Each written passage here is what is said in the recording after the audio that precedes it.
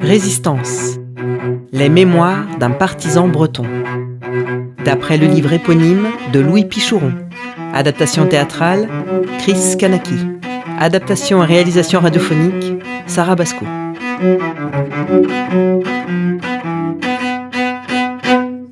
Épisode 5.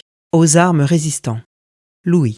J'avais réussi, par l'entremise de Tanguy, à contacter Londres et à les convaincre de nous parachuter des armes pour les maquis que j'organisais.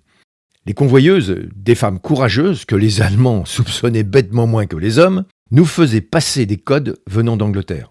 Et depuis quelque temps, on se retrouvait le soir autour de la radio, avec Graviou et Toinen, mes deux bras droits, dans l'espoir d'entendre un message codé nous annonçant une prochaine livraison d'armes de l'Angleterre. Mars 1944. Toinen et Graviou sont chez Louis.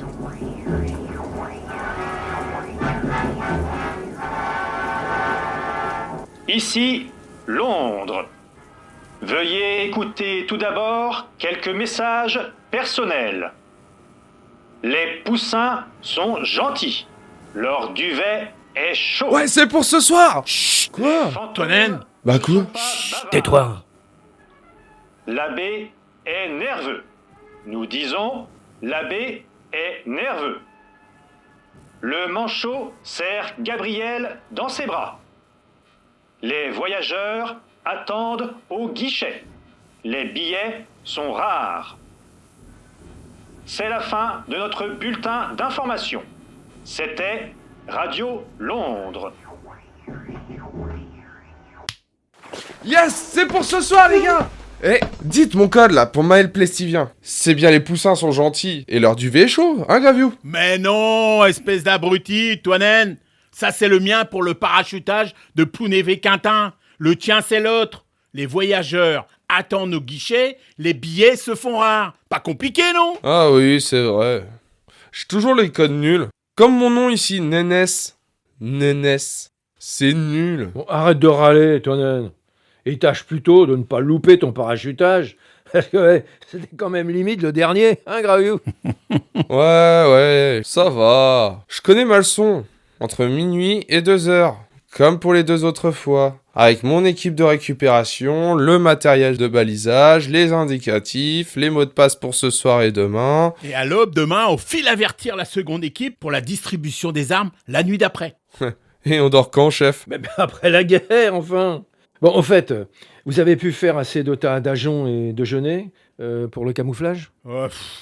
Je répondrai même pas à ta question, lui. Ça se voit à nos tronches, on est balafrés de partout. C'est vrai que dans votre état, les gars, il n'y a pas une fille qui voudrait de vous. Hein. Et comme on va pas au bal des débutantes? Ouais, ça c'est sûr qu'on n'y va pas. Hein. Bon, et quant à moi, je pars immédiatement donner le lieu, l'heure et le mot de passe au chef du secteur nord et calculer les itinéraires avec eux. Bon, au fait, faites dire à tout le monde, hein, par vos convoyeuses, de venir chercher les armes à la nuit, demain soir ou le jour d'après. Au risque de les voir tomber entre les mains de l'ennemi si ça traîne. Ok, lui. Bon, allez, je vous laisse replanquer la radio, les gars. Merci bien. Allez, salut Louis. Kenavo.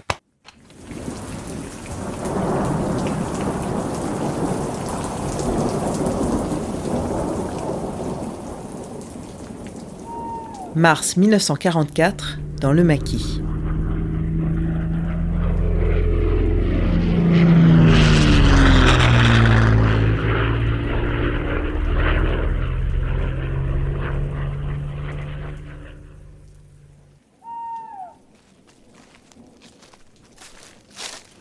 Allez les gars, allez on se magne. On a encore plein de conteneurs à distribuer. Hé, psst, Nénès. On l'a trouvé. Le container au cercle rouge. Super les gars, chargez-les dans mon camion. Attends Tanguy, je vais t'aider. Ah, merci Nénès. Salut Nénès. Salut Tanguy. Ça roule. Alain, salut. Ben tu vois, on est tous là. Et ça marche très très bien. Hein. Mais alors, le parachutage d'hier... Les roast-beef nous l'ont éparpillé sur plus d'1 kilomètre à la ronde. Une véritable galère pour récupérer les containers éparpillés. Et puis, je te parle pas des parachutes sombres dans les fourrés. Oh ouais, c'est clair. On a fini à 5h du matin. Mais ça valait le coup. 3 fois plus de largage que les 2 dernières fois. Ah, je peux te dire que les premiers arrivés, là, ceux de Pouizy et ceux de Calac, quand ils sont venus récupérer leurs jouets, ils avaient le sourire aux lèvres. Ouais, il y a un sacré paquet de containers, c'est incroyable, hein. Je sais pas où ça va aller tout ça. Ça, Tanguy, vaut mieux pas que tu le saches. Allez, on va en vérifier 2 ou 3. Tiens, on va vérifier ce qu'il y a dans ce container. Oh! Regarde ça! Nénès! Des mitraillettes Stand, des Colt, des grenades défensives, des cartouches à gogo. Ouais, mon rêve de démolisseur. Et boum, les convois-le. En fait, Nénès, vous avez trouvé celui avec le cercle rouge? Ouais, je l'ai déjà chargé dans mon camion. Vous avez au moins mis des guetteurs? Ah bah 4, avec le mot de passe de ce soir et de demain. La France, avant tout. Ah, 2 heures. Ceux du Nord sont pas en retard, je m'en occupe. Allez Tanguy, on te le charge. Allez, c'est parti. Ah non, mon vieux, mais arrête de charger ce camion. Enfin, mais regarde l'essor. Ah, salut Noël. Salut Alain. Bah Noël, qu'est-ce que tu fiches avec ton sac à guano? C'est pas la pêche aux moules. Oh, m'en parle pas. J'ai pas pu avoir de camion pour mon maquis de Saint-Nicolas-du-Pélem, alors je suis en vélo. Bon, alors donne-moi juste quelques carabines, coldes, munitions, grenades. Allez viens, on va te charger ça.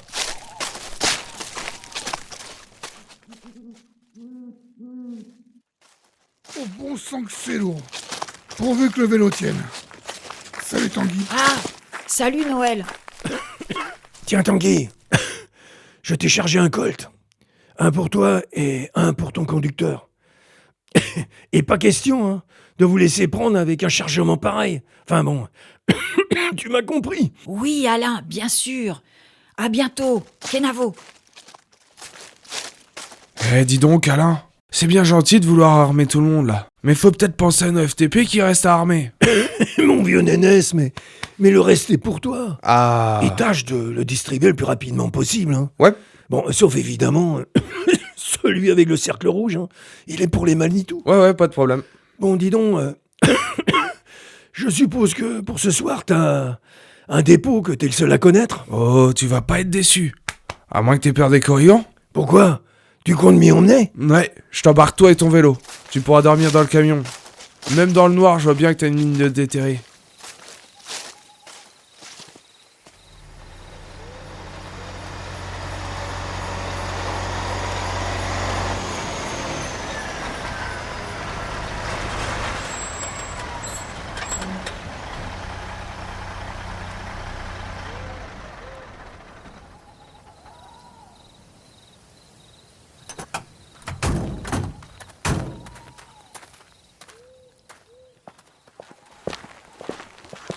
La France, la France. Avant tout, moi, c'est Alain. Et vous, Raya? Oui, Raya, contact officiel BOA, Bureau des opérations aériennes. Tanguy m'a remis le code pour le parachutage de ce soir. Excellente idée, l'église au milieu du village, à Guarec. Avec ça, on met pas en danger la population. Ah oui. Dans certains départements, les armes parachutées ont été stockées chez la population. Non. Qui s'est fait fusiller et les fermes brûler lorsque l'ennemi a découvert les armes parachutées. N'importe quoi. Un sacré gâchis. Oui, c'est sûr. Bon, au fait, vous l'avez retrouvé, mon conteneur? Celui avec le cercle rouge? Oui, On l'a monté dans les combles. c'est de la plus haute importance. À l'intérieur, il y a un message de Londres pour mon supérieur. Le jour J approche. Ah ben, bonne nouvelle alors. Bon, on va vous le chercher. Aïe! Me suis encore fait mal! Ah, ça suffit! J'en ai assez! J'allume ma torche! Mais n'allume pas ta torche, peine dotue! Tu vas nous faire repérer, bougre de corrigan!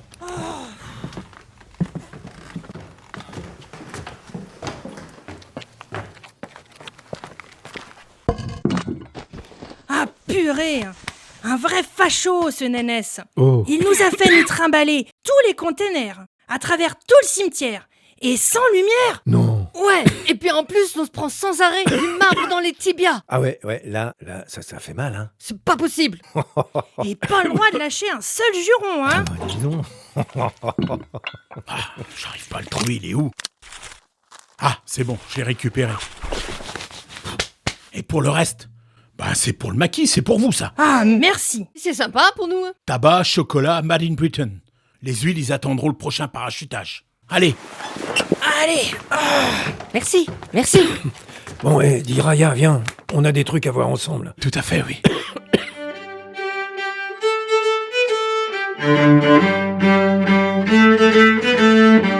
Mai 1944. Camarades partisans, aujourd'hui sont regroupés les représentants de différents maquis. Saint-Nicolas du Pélem, Maël, et les valeureuses unités de la Marseillaise de Trégrom et de la Grande Rave de Calac d'Avril, où 90 des nôtres ont été arrêtés, torturés, déportés et fusillés. La lutte continue. Bienvenue à tous et surtout à nos courageuses convoyeuses Mireille et Marcel, véritables spécialistes des transmissions au travers des lignes ennemies. Merci à vous, à toi Tanguy. Camarades partisans, bonjour à tous. Je suis là pour vous rappeler la consigne du Bureau des opérations aériennes de Londres qui Qui vient de nous offrir ce café, ce tabac. Merci Nénès. Donc je vous rappelle cette consigne du BOA qui s'adresse à tous les FTP et cheminots des Côtes du Nord. La consigne est toujours et plus que jamais la même. Interdire l'usage de la ligne de chemin de fer Paris-Brest à l'ennemi et multiplier les sabotages et les interventions en tout genre sur toutes les voies de communication. Attention, les attaques de convois isolés et de détachement ne doivent durer que quelques minutes, en ayant bien préparé et surtout prévu le repli. C'est aussi important que l'attaque. Et le plus important, respecter la population. L'aider quand elle a besoin de bras. Ici, elle nous est acquise. Alors je ne veux pas entendre parler de vol de vélo, ni d'œufs, ni de poules. Pour l'achat de nourriture et de fournitures, chaque maquis disposera de fonds, dont du FN et cotisations, et surtout, argent repris aux perceptions de Vichy. Eh les gars, il y a Jojo qui arrive. Salut tout le monde. C'est quoi cet accoutrement de Fridolin? On vient de dézinguer 2 motards allemands qui faisaient la liaison avec la commande en tour, là. À la loyale, hein. 2 contre 2. Pas près d'un village au moins. Non, là, on a respecté à la lettre les consignes d'Alain. En race campagne, comme ça, pas de représailles sur la population. Bon, dis donc, Jojo, tu tombes bien. J'allais justement annoncer la création d'une compagnie regroupant tous les maquis du coin. Mais alors, quel nom allons-nous lui donner? On pourrait lui donner le nom d'un grand partisan étranger. Moi je suis plutôt d'accord. De toute façon, on lutte tous pour la même cause, hein. Oui, comme celui dont parle Radio Londres, le chef de la résistance yougoslave. Tito. Son nom c'est Tito. Bon, mais d'accord. Va pour la compagnie, Tito. Bon, mais dis donc, Jojo, après tout est au fait, là. Explosion de locomotive. Ouais. Évasion, embuscade. Puis alors, surtout, récupération d'une superbe cuisine roulante. Oh, la cuisine. Oh, tu te rappelles la cuisine. Celle-là, la cuisine. Hein. Bon, dis donc, après tout ça, là, est-ce que tu serais prêt à devenir commissaire aux opérations d'un maquis? C'est où d'un maquis, moi? Avec évidemment l'accord de tous les partisans. Jojo. Ouais, je suis d'accord, ouais. Ça tombe plutôt bien, parce que je viens d'apprendre l'arrivée de 30 résistants à la prison de Lannion. Alors moi, je propose qu'au prochain ordre du jour, on mette à la réunion des partisans l'attaque de la prison de Lannion.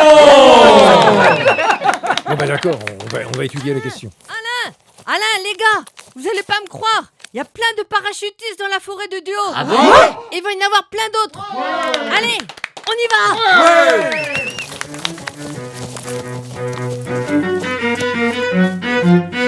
C'était Résistance, mémoire d'un partisan breton. Épisode 5. Prochain épisode, devenir une ombre. Avec, par ordre d'apparition, les voix de Patrick Andrieux, Maël Le Gourierec, Arnaud Guillemin, Stéphane Le Picard, Angélique Touliou, Philippe d'Alençon, Dominique Ardouin, Pascal Allard, Pierre Riva. Musique, au violoncelle, Karine Bonneau. À l'alto, Florence David. Bruitage, Lénie Andrieux.